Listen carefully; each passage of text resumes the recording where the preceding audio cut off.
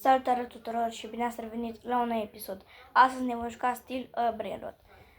Jocul ăsta e foarte popular acum și 99 de noți. 99 de noți o să postez când am timp.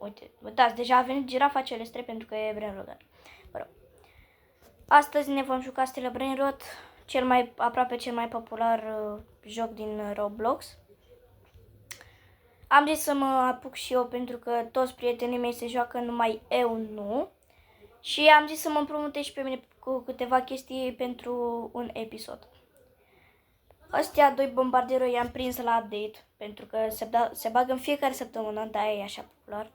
Asta face 12.5k, ăsta 2.5k, mă rog, și ăsta de Diamond 3.7k. Ok. Un prieten m-a împrumutat cu 2 Orcalero care face 100k pe secundă și Orcalero de lavă 600k pe secundă.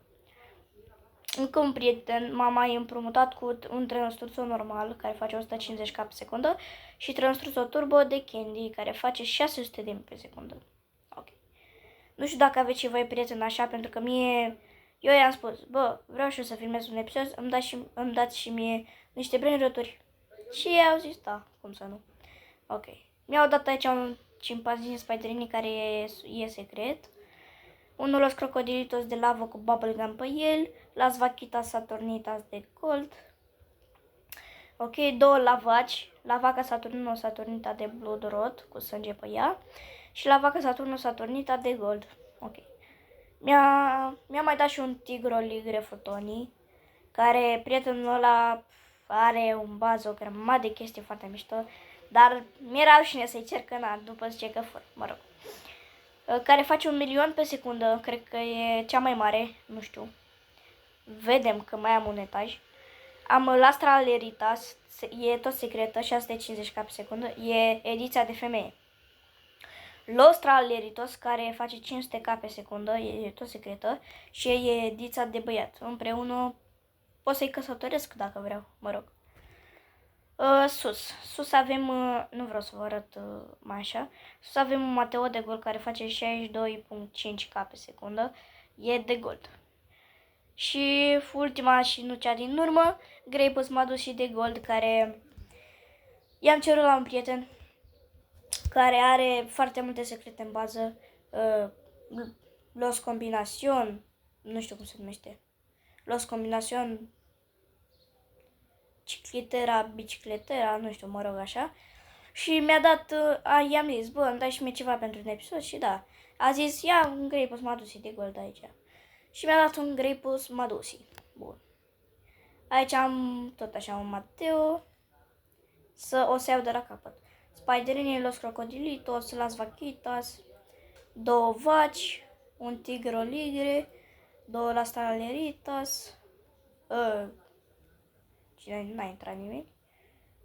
Ăsta mi-am făcut un server privat care costă 80 de Robux și deși nu e mult, dar trebuie să-l plătesc în fiecare lună. Și de-aia v-aș ruga să lăsați un like pentru acest efort. Deși nu e atât de mare, dar vă rog frumos să lăsați un like și un subscribe dacă se poate.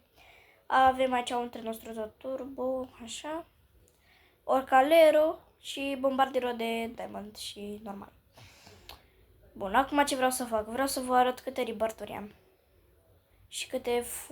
Și câți bani am. Deci, opa, stați puțin, să-i dau la leaderboard. Am 351 de steals, adică cât am furat. Rebirth-uri am 11 rebirth-uri, adică 3 la etaj. Și 1.510.000.000. Mă rog. Aici avem o roată, Lava Spin, care poate să ne pice Orcalero de lavă, deși eu îl am. Opa. Nu vine să cred. Cât e la... Nu vine să cred. Cum i-a picat, mă, lui prietenul meu așa ceva? Cât la 100 șanse e măcar? Deci palma Lava Slap e 0.5. Orcala 1% șansă. N-are cum. N-are cum, vere. Și nebun. Și cam atât. Urmează să mai îmi dea un prieten la vaca Saturnita de lavă, care face 1,5 milioane pe secundă. Și da, cam aceasta e baza mea. În schimb, dacă aș avea un prieten care să mă joc și eu stil Brainrot, ca să arăt cum funcționează toate lucrurile astea, ar fi tare, dar din păcate nu poate să se joace niciunul. Păcat. Mă rog, foarte trist. Ok. Pe aici o să mai strâng eu bani și așa. Adică nu m-am apucat astăzi. M-am apucat cred că de vreo 5 zile ca să pot să evoluez, să-mi extind, să-mi urc baza, să fac o grămadă de bani și tot așa. Când am vrut să postez de la început, că era prea nașpa, trebuia să iau un Nobini Pizzanini și să continui așa, să iau lucruri cât mai mari, dar n-am vrut asta, am vrut să fie așa pro, să fiu de la început, mă rog. Da.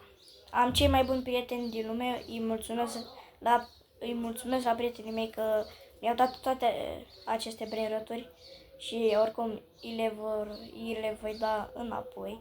Asta dacă vor. Dacă nu vor, o să le păstrez eu. Am puțin lag pentru că banda asta face foarte mult. Opa, cine a intrat? Ia, vedeți, a intrat Ștefan. Unul din prietenii mei care mi-au dat brainroturi. Uitați, are și el cimpanzinii spiderini de foc. Stați puțin să-i scriu salut. Salut. Salut. 1, 2. Gata. Stați puțin. Stați puțin. Nu pot să scriu. Ia să scrii for ceva. Cimpanzini spiderini de foc. 59 de bilioane. Vere. Da, nu e for. Nu e for pentru că nu e frumos. Da, mă rog. Acesta e unul din prietenii care mi-a dat Grapus Madusi. Și i-am dat la vaca de lapă. Eu i-am dat. Ok, tocmai ce a ieșit.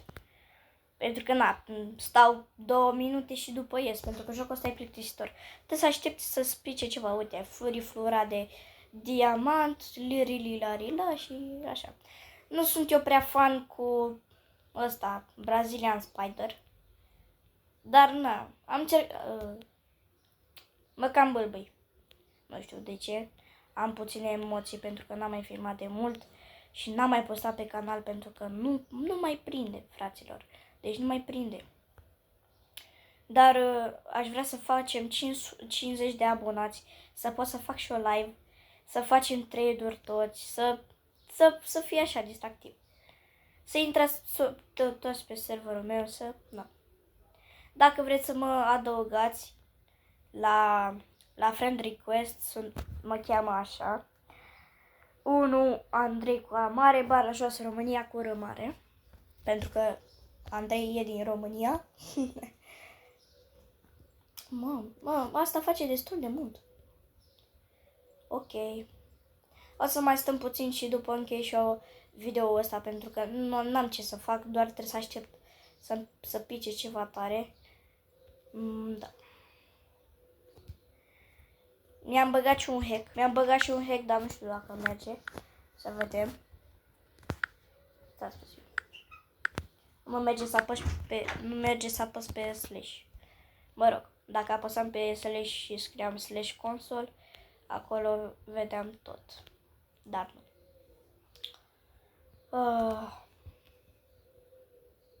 Mă urc pe bază și după fac outro-ul. Din păcate nu prea este cine știe ce, dar cam atât a fost și eu să filmez în condițiile că voi nu dați like, nu dați un subscribe, am rămas tot la 6 abonați. Degeaba, fraților. Dacă nu... Dacă nu face și ce vă spun, nu aveți. Nu mai postez și gata. Acum postez că îmi place și de-aia. Că n-aș posta dacă nu mi-ar place. Dar mă rog. Stați așa că vreau să mor pe bazucă.